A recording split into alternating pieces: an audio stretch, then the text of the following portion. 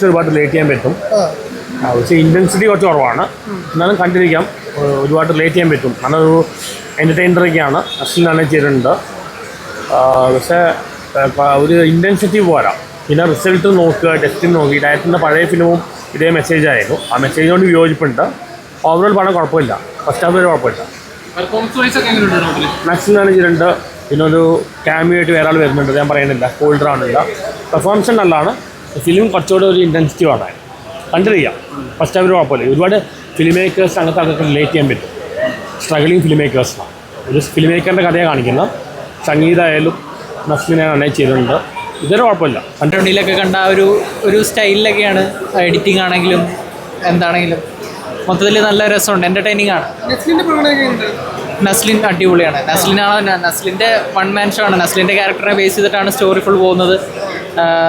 So അടിപൊളിയാണ്. First half അടിപൊളി ആയിരിക്കും, അത് സെക്കൻഡ് ഹാഫ് കൂടെ കണ്ടാലും നമുക്ക് പറയാൻ പറ്റും.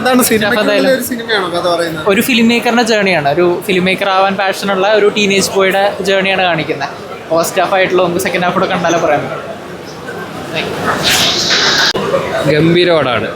ഒന്നാമത് ഇത് മുകുന്ദനുണ്ണി അസോസിയേറ്റ്സ് കണ്ടിട്ട് നിങ്ങൾ ആ രീതിയിൽ ചിന്തിച്ചിട്ട് കാണണം.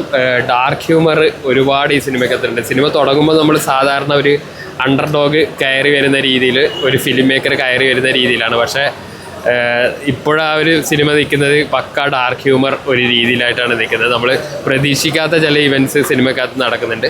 പിന്നെ ഒരുപാട് ആർട്ടിസ്റ്റുകളുടെ മേളമുണ്ട്. അപ്പോൾ നമ്മൾ കാണാത്ത ചില സസ്പെൻസ് ആയിട്ടുള്ള ചില ആർട്ടിസ്റ്റ് ഇതിനകത്ത് വരും. നല്ല വർക്കാണ് പടം, അതാണ് എനിക്ക് തോന്നുന്നത്. നല്ലൊരു പുതിയൊരു ശൈലി.